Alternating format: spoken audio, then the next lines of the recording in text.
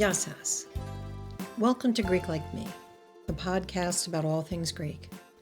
I'm your host, Pamela Diotis Wood. Email us at stealthgreek@gmail.com to share comments, questions, and stories about anything and everything Greek. Heads up, today's episode involves the gods, so there's sex and violence involved, because there always is. It's a perfect day to be recording for Halloween. The rain is beating against the windows. The wind is pushing the trees around. And there are some particularly freaky stories in Greek mythology and folklore, so it's perfect. My original subject for this episode was going to be the goddess Phríke. But Phríke is more of a state of mind. She's more daemon, spirit, the embodiment of horror. There aren't any really good Phríke stories yet. She's lurking in the background of all of the Greek myths. She possesses people in terrifying situations.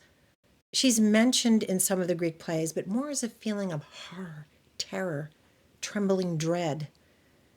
We know she's present when the Argonauts face the army of the dead, or when Perseus evades the deadly glance of the Medusa.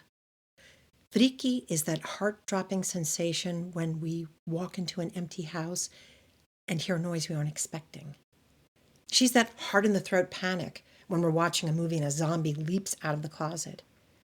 She's the dead, doom, and trembling felt by every ancient Greek hero as they ventured into the lairs of monsters. Phríke is fully manifested in the experiences of those pursued by the Furies, the Erinyes, goddesses of revenge, who dwell in the depths of the underworld until they're summoned, shrieking and relentless, to avenge whoever has called on them by driving their victims mad. The Erinyes were the daughters of Gaia, Mother Earth, and Uranos, the sky. But their birth was not a normal one, even by Greek god standards.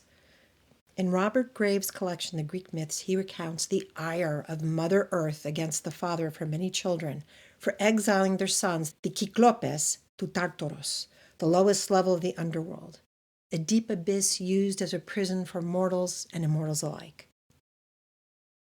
Another version, from the Greek poet Hesiodos, traces the rage of Mother Earth against Uranos to the birth of 3 sons, each one tall and powerful, with 100 arms and 50 heads. As each was being born, Uranos sadistically pushed them back inside their mother, causing Gaia pain and suffering. The sons despised their father, who found the torture of their mother trying to birth them entertaining. Malaka. Either way, Gaia had a plan. She created a gray flint among her burgeoning minerals and called her many sons together. My sons, born to me of a criminal father, if you are willing to obey me, we can punish your father for the brutal treatment he put upon you. All of them wanted revenge on their father, but they were afraid of him, except for the youngest, Kronos, who later became the leader of the Titans and the father of the Olympians. Gaia handed Kronos a sharp sickle she'd fashioned from the flint and hid him as his father approached. Hesiodos describes the moment, and huge Uranos came on, bringing night with him and desiring love. He embraced Gaia and lay over her completely. Kronos crept out, grabbed his father by the genitals, swung the sickle, quote, and lopped the members of his own father and threw them behind him. All the bloody drops that went splashing from them were taken by Gaia, the earth, and with the turning of the seasons, she brought forth the powerful Furies. The Erinyes were powerful and terrible, and according to Graves, their original purpose was to avenge harm inflicted on a mother, or on a suppliant who claimed protection of the goddess of the hearth and home, Estia. Later, they focused on avenging those murdered by their kin, particularly mothers murdered by their children. The Erinyes were seen as a collective of innumerable, horrifying pre-Olympian goddesses. Later, 3 of the sister Erinyes are named: Tisiphone, meaning voice of revenge; Megaira, she who bears a grudge or jealousy; and alekto, meaning relentless or unceasing anger. This is all depending on the translators. The Erinyes also pursued oathbreakers. Hesiodos tells us to beware of all the 5th days of the month, as they are harsh and angry, because on that day the Erinyes aided strife in birthing oath, to be a plague on those who take false oath. These terrifying goddesses lived in the underworld, in Erevos, which, like Phríke, was more a force of nature than a physical god. Erevos, the child of chaos, is the god of darkness. The Erinyes lived in the darkness and gloom until they were summoned. The Erinyes appeared as old crones with blackened skin, like the rotting corpses of soldiers on the battlefield. They had the heads of dogs with bloodshot eyes and hair made of snakes. Richard Buxton in The Complete World of Greek Mythology says they snuffled and barked like dogs. Mark Morford in Classical Mythology says they were depicted as formidable, bearing serpents in their hands or hair and carrying torches and scourges. You won't find ancient pottery or sculptures depicting them this way. At least I could not find any. Maybe for fear of invoking them? Their appearance in ancient art is much milder, as women, maybe sometimes cranky looking women with wings, holding snakes and torches. Historian John Cuthbert Lawson gathered a description from a collection of ancient Greek writers. Their breath is deadly to approach. The smell of blood is a joy to them. They follow like hounds on their victim's trail. They torment him body and soul. They fasten on his limbs and gorge themselves with blood. If any would harbor him from their pursuit, the venom of their wrath falls like a plague upon the land and devastates it. Their name, Erinyes, was not to be spoken casually, because, says A.L. Brown, the name which properly belongs to them fully evokes their horrific nature and is therefore ill omen. They were sometimes called Eumenides, the kindly ones. Kindly they were not. They were pitiless, only interested in avenging the crime, especially murder. And the crime they pursued most brutally was murder within a family. Anyone who killed a parent or close relative was their especial prey, which made for many appearances in the lives of Greek heroes because they always seemed to be accidentally or deliberately killing family members. The Erinyes used brass-studded scourges, whips, to attack their targets. Graves says their victims die in torment. According to Graves, the family of the victims could pursue the killer themselves, particularly if the victim's ghost demanded they avenge him. If they refused to heed the demands of the unfortunate ghost, the Erinyes could be summoned against them. Morford discusses the possibility that the origins of the Erinyes, way back, might have been the ghosts of those seeking revenge on their killers, haunting family who didn't avenge them. Later, they became the physical manifestation of the curses called down upon the guilty, and they are honor-bound to fulfill them. 5th century BCE historian Xenophon wrote, "Spirits unjustly slain inspired terror in their murderers' hearts by sending against them avengers of blood." They existed long before the playwrights who wrote of them, long before Homer. They existed throughout Greater Greece, which included Greek settlements in Italy, Asia Minor, Egypt, and throughout the so-called Middle East. They lurked around Erevos on standby, waiting for the crime of murder or oath-breaking to be committed or for a curse sent out into the world.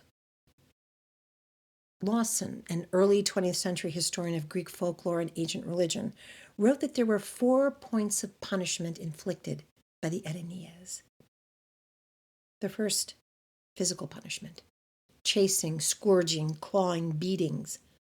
Second, the mental horror of being pursued relentlessly. Quote, "The arrow that flight in darkness winged by the powers of hell with the curse of fallen kindred, rain terror born of the night." Next, banishment from home, city, country, family. being unable to share meals or make a sacrifice to the gods because the pursued was unwelcomed in any public space, or a private space for that matter. And finally, to die at last with none to honor, none to love him, damned, even in the doom that wastes all, to know no corruption.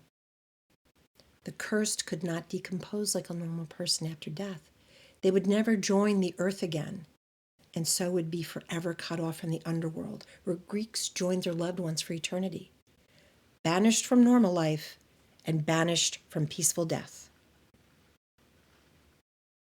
In Greek mythology, everyone went to the underworld when they died. The good, the bad, but not the cursed.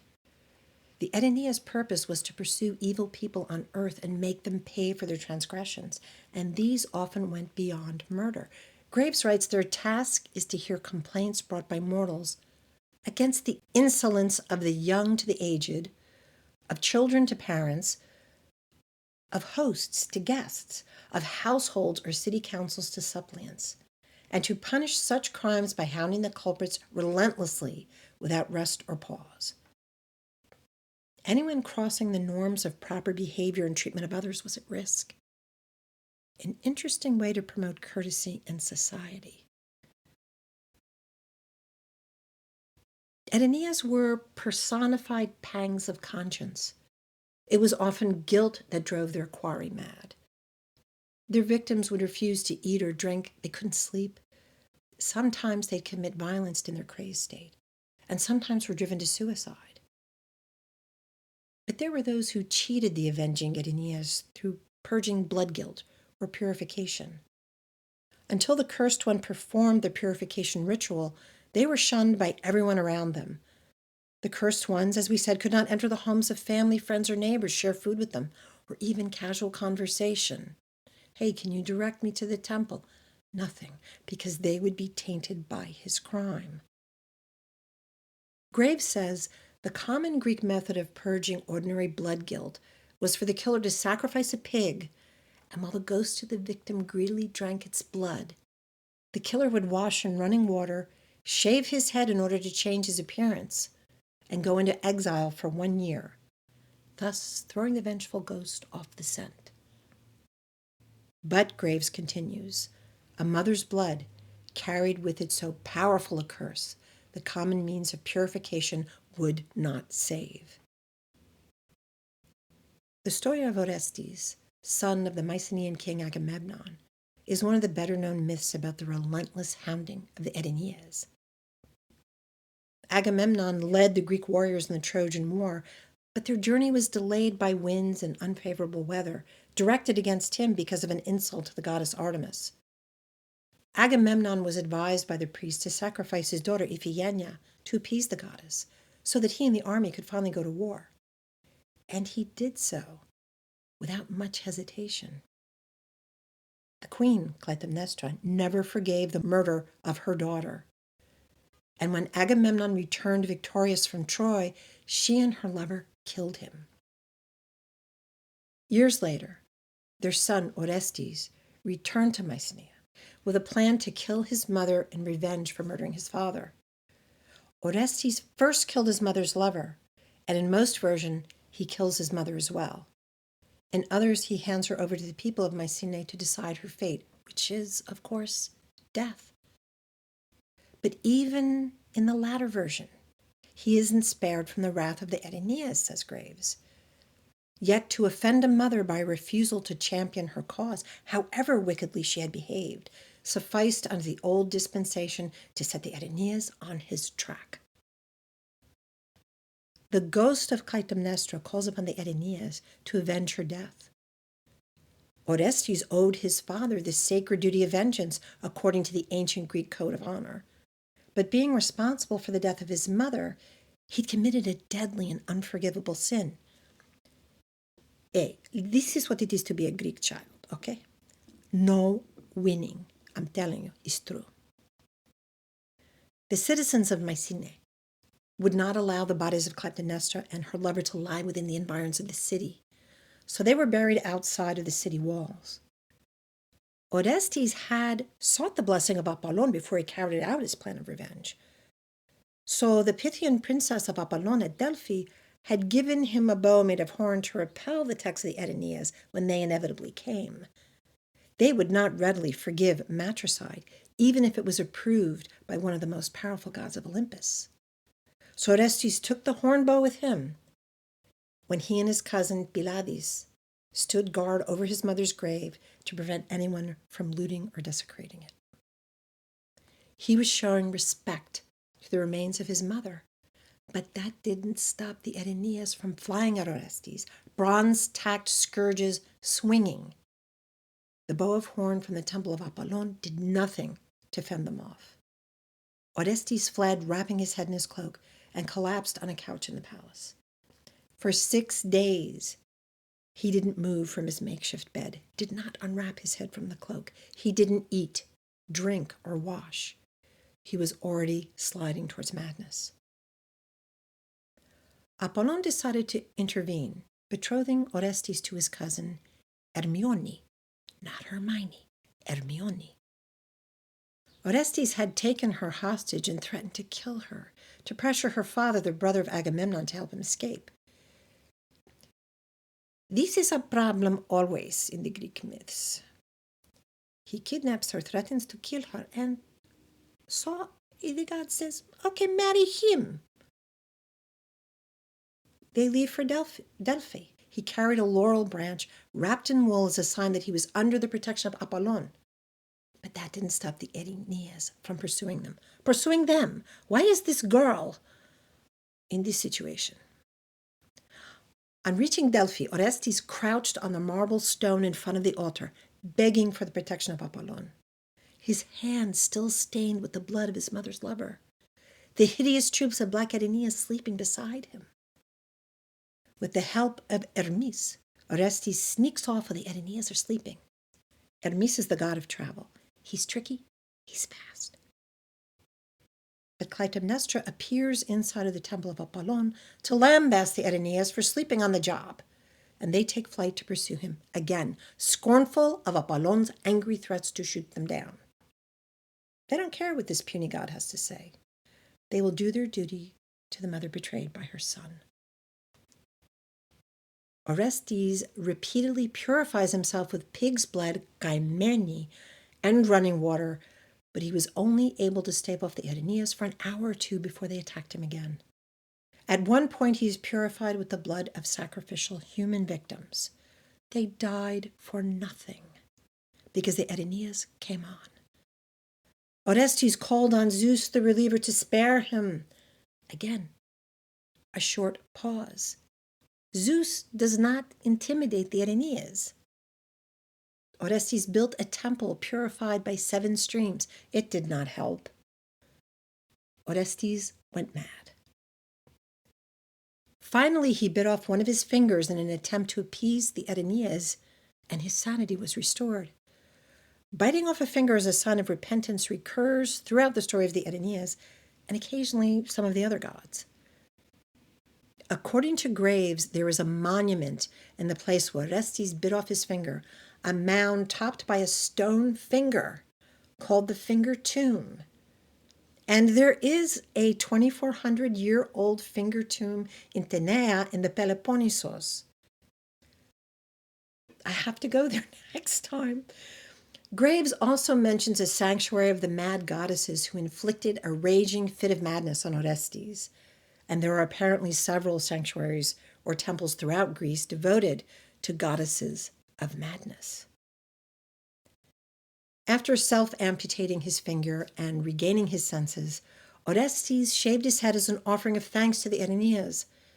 It's believed he first coined the strange nickname Kindly Ones, perhaps in gratitude for their relenting in tormenting him to death.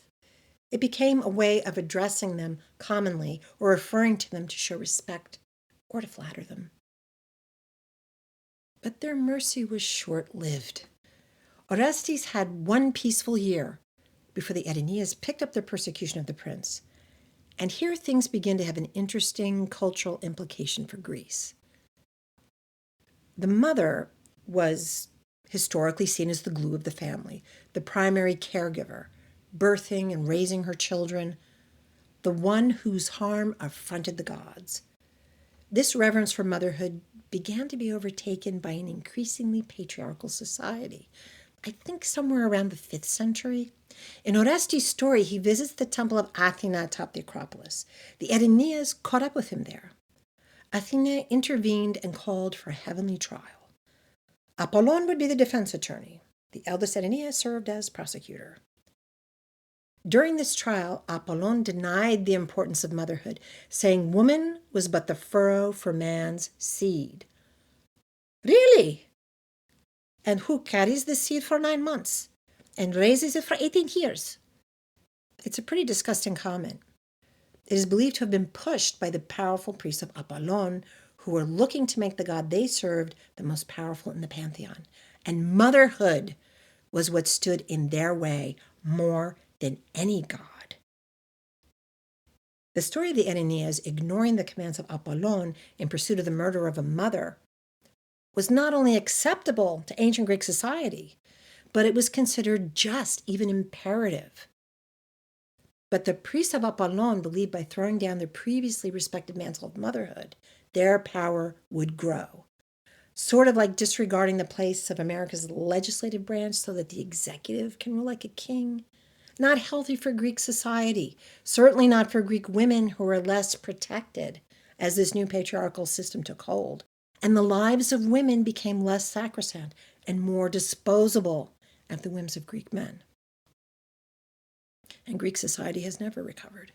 In the trial of Orestes, the voting of each member of the proceedings was considered equal. Here is where I feel a deliberate distortion of the myths came into play. Obviously, the eldest Erinyes voted against Orestes, and the newly misogynistic Apollon voted for him. But Athena, goddess of wisdom, of battle strategy, handicraft, and practical reason, the goddess not limited by her gender in her power, skills, and strength, votes in favor of Orestes. Scholars point to her motherless birth. She was born from the head of her father Zeus, and therefore proclaims greater respect for the paternal link than the maternal one, supporting Orestes for avenging his father, even though it resulted in the murder of his mother. It pretends to be about justice for a murdered father, but in the end, it was about upending the centuries upon centuries of fealty to motherhood. I can't help but sympathize with a mother watching her child murdered by her husband and wanting to make him pay, because nobody was going to challenge and try the king for what he did. At the end of the trial, Orestes was relieved to be justified in his actions, acquitted once and for all. Not. Quote, the Erinyes loudly lamented this subversal of the ancient law by upstart gods, says Graves. The sacred law had been brushed aside by the new kids on the block, the Olympians, and the Erinyes weren't having it. Quote, they threatened, if the judgment were not reversed, to let fall a drop of their own heart's blood, which would bring barrenness upon the soil, blight the crops, and destroy all of the offspring of Athens. Athena flattered them, offered them a nice space in Athens with hearth altars proper to underworld deities. They could have sacrifices now, libations, and first fruits after weddings and childbirth.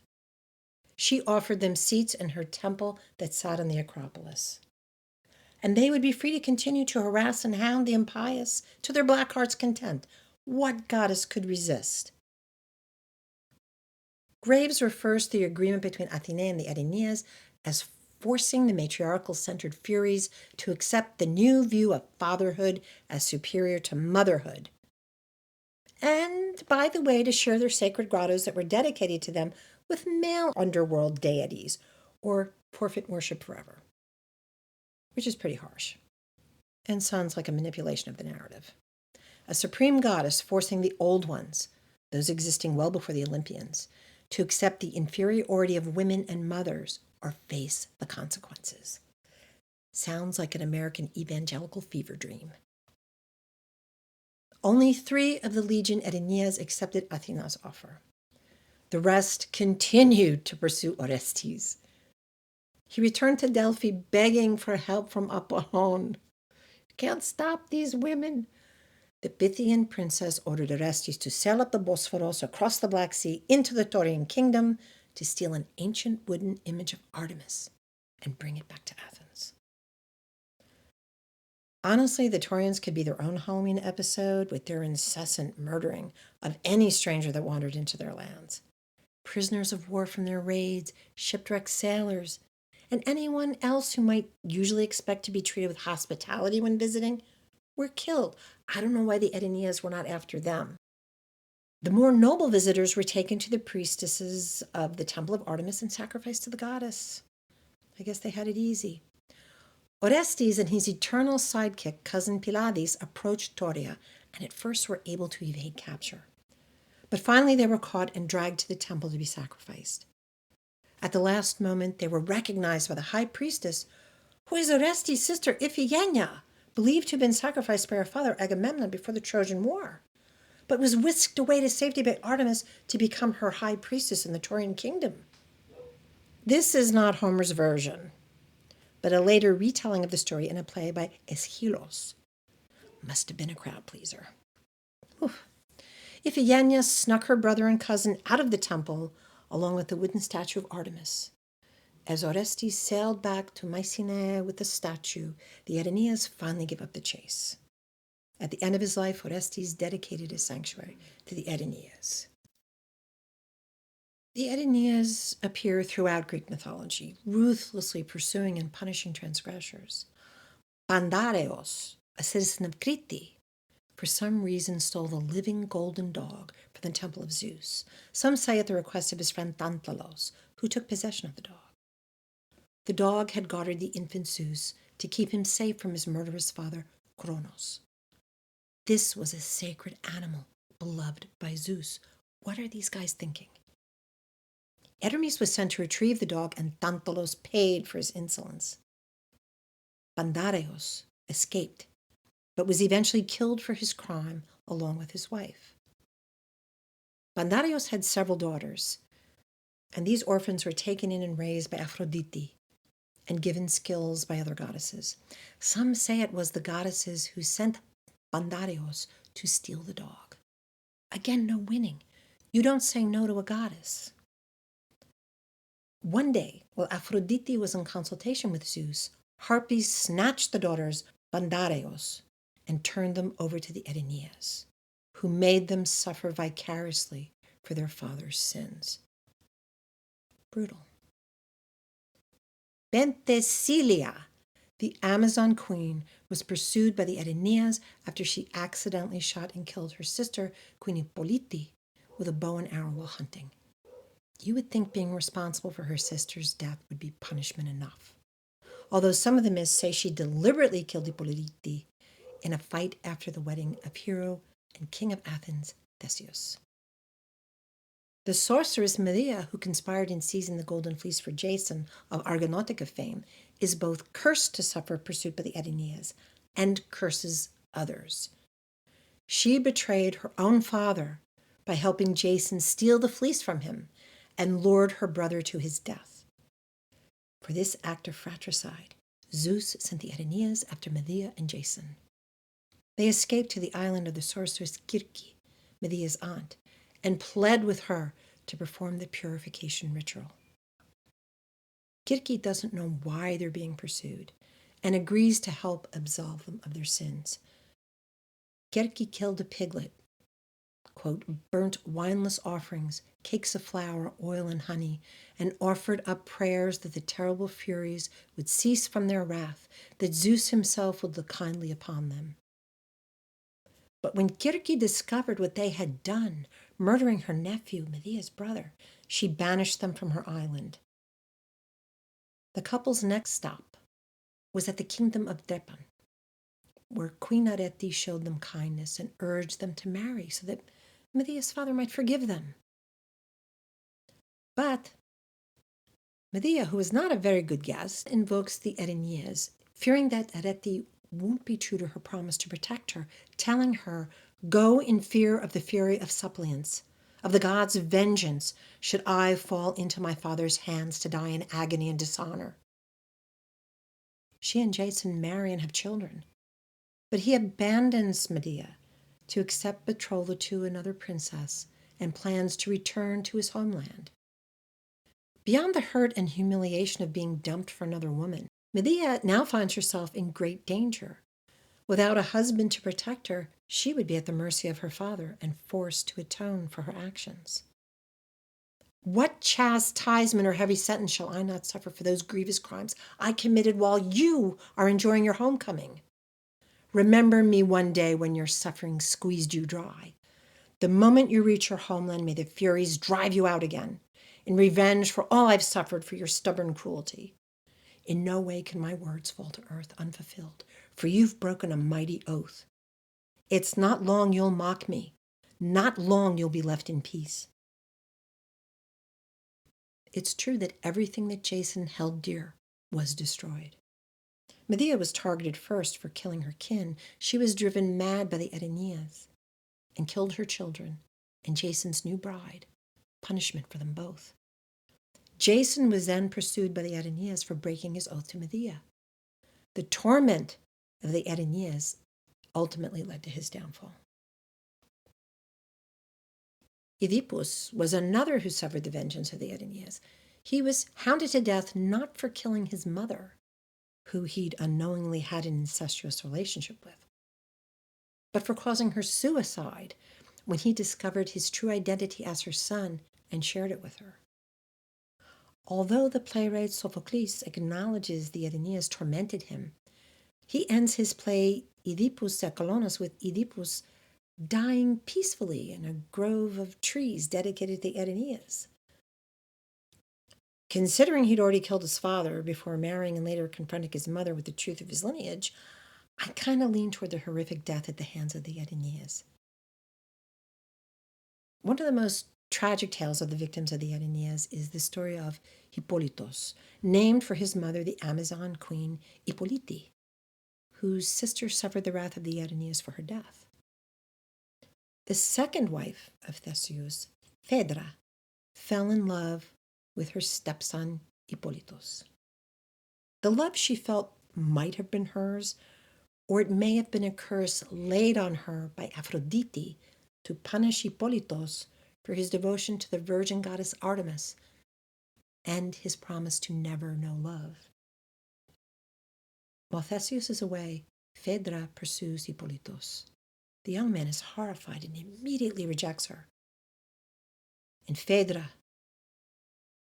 in agony at being rejected, hangs herself, leaving a note addressed to her husband accusing Hippolytos of raping her. In the play by Euripides, in his rage, Theseus calls on the Erinyes to punish his son for violating Phaedra and driving her to suicide. While Hippolytos is traveling in his chariot, the Erinyes attack, driving his horses mad, so they drag his chariot out of control and he goes careening to his death. I guess he had it easy compared to some. They are entirely merciless. Alcmaeon was one of the sons of 7 Greek heroes who fell in a battle against Thebes trying to help Polynices, the son of Oedipus, as he was trying to reclaim the throne. The sons of these heroes sought to avenge their fathers and were promised victory by the Delphic oracle if Alcmaeon commanded the attack. But Alcmaeon didn't want to attack Thebes. He wanted no part of it. But his influential mama, Eriphyle, had been bribed by Thersandros, the son of Polynices. He gave her a magic robe, coveted by generations of women. Eriphyle persuaded her sons to attack Thebes. The Thebans were warned of the coming attack and escaped, but their city was completely destroyed. While looting the city, Thersandros bragged that the victory was his, because he bribed Eriphyle to make it happen. Alcmaeon not only heard this tidbit about his mother, he also learned that she pushed his father into the original war with Thebes, where he died, because of a bribe handed her by Polynices. Enraged, Alcmaeon consults the oracle at Delphi, where the priests of Apollon reveal that the god had determined Eriphyle deserved death for her treachery. Unfortunately, Alcmaeon took this as a green light from Apollon and killed his mother. As she lay dying, Eriphyle cursed her son. Lands of Greece, Asia, and all of the world, deny shelter to my murderer. The Erinyes were dispatched and chased and hounded Alcmaeon, who ran to Thesprotia, where he was denied entry. Next he ran to Psophis. He was purified there by the king, who gave Alcmaeon his daughter in marriage. Why? Alcmaeon gifted his new wife the magic robe that had tempted his mother into treachery and a priceless necklace. We already know purification meant nothing to the Erinyes.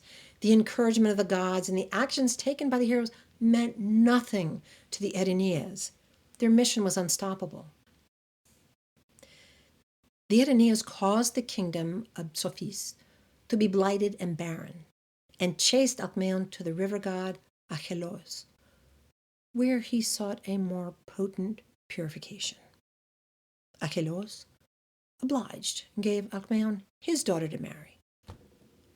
Besides the bigamy, why would all of these powerful men keep setting themselves and their daughters up for disaster?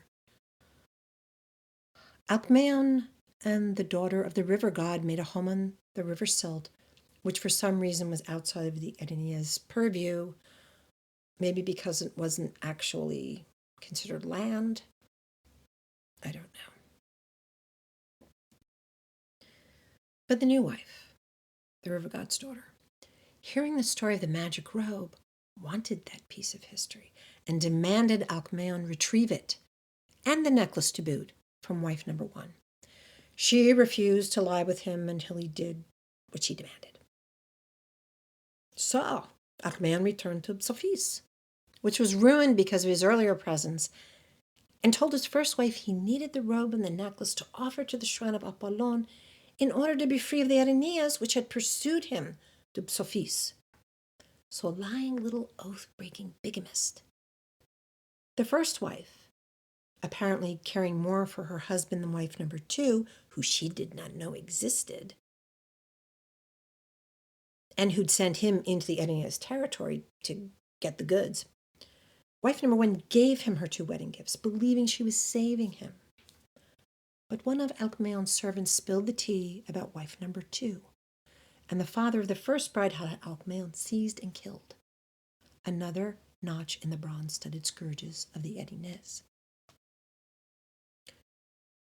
I was going to leave this last story out, but it's too good. Helen of Troy, Eleni, the face that launched 1,000 ships, the wife of King Menelaos, who skipped town with the Trojan prince Parisi. How many Greeks and Trojans died as a result? Polixo, the widow of the Greek king of Rhodes, Dipolimos, blamed Helen for his death. He was a son of Heracles and had been one of Helen's suitors before she'd married Menelaos. Because of this, he was honor-bound to join the Greeks in their attack on Troy, where he died. Graves said Polixo avenged his death by sending some of her serving women disguised as Erinyes to hang Helen, to hang her. This comes from an ancient Rhodian myth. In other variations in different parts of Greece, Polixo has her soldiers kill Helen's stunt double when King Menelaus sails with his wife into the harbor at Rhodes. They must have known that Polixo would be coming for her, and they had a stunt double. Why didn't Polixo summon the Erinyes to exact her revenge? It would have been right up their alley. They would have tortured Helen before death, driven her mad. Yet, I imagine the satisfaction Polixo must have felt when her servants reported back to her about the terror Helen had felt at their presence, and their ease in killing her, because their disguise as Erinyes would prevent anyone, even King Menelaos, from interfering. Polixo more directly participated in the terrorizing and death of her enemy. It's a Phríke kind of story.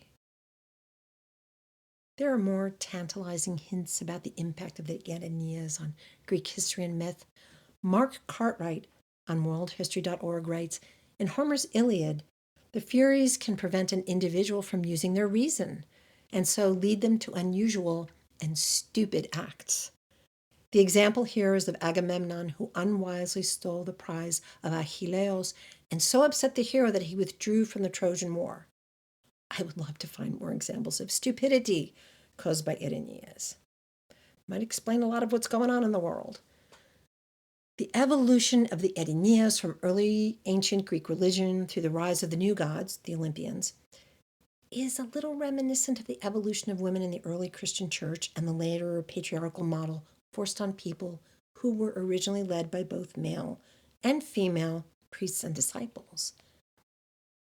The Erinyes survived the transition, where other pre-Olympian gods and goddesses faded, because the power they possessed, the mission they devoted themselves to, had not been supplanted by any other godly entity. But their devotion to the safety and respect of motherhood became a threat to a society that was increasingly patriarchal, where male leaders wanted their positions as fathers of society to overshadow the importance of mothers. It was much easier to get rid of wives and make more powerful alliances when you didn't have the Erinyes coming after you. Most of these myths put the mother of the household in a position of tremendous power, that she must be protected, and woe to any that did not protect her. Aeschylus wrote his trilogy of plays about Orestes and the ultimate failure of the Erinyes to reach their quarry in the 5th century BCE, after many centuries of matriarchal law and protection of women. Graves says it was the priest's intention once and for all to invalidate the religious axiom that motherhood is more divine than fatherhood. It didn't go down easy with everyone. Even Euripides, another 5th century BCE playwright, implies Apollon's choice to clip the wings of the Erinyes was unwise.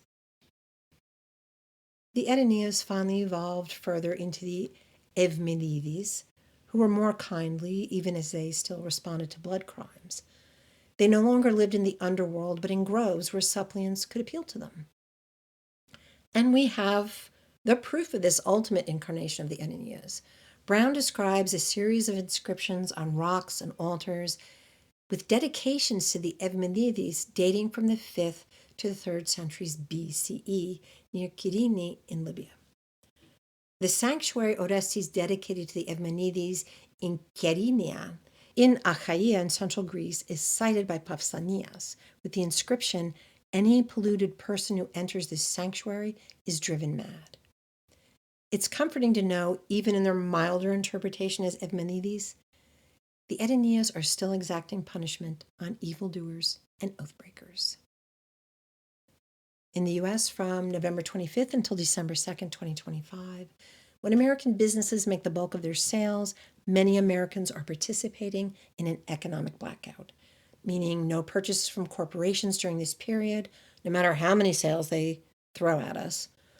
The only way to get corporations out of controlling our government or any government is with our wallets. That's our power. So buy small, buy local, support privately owned businesses. And thank you to all of our supporters against tyranny outside of the U.S. We see you, and we're grateful. No kings. Thanks for listening. Greek Like Me is a Stealth Greek production. This episode was researched, written, and narrated by me, your host, Pamela Diotis Wood. Our producer, photographer, and post-production editor is Douglas Yanis. Visit our website at stealthgreek.com for resources, photos, links, and more. We're on YouTube, Facebook, and Instagram at Greek_like_me. Please rate, like, and subscribe. It really does help us so we can keep making content about Greeks and Greek culture. See you next time. Yassas.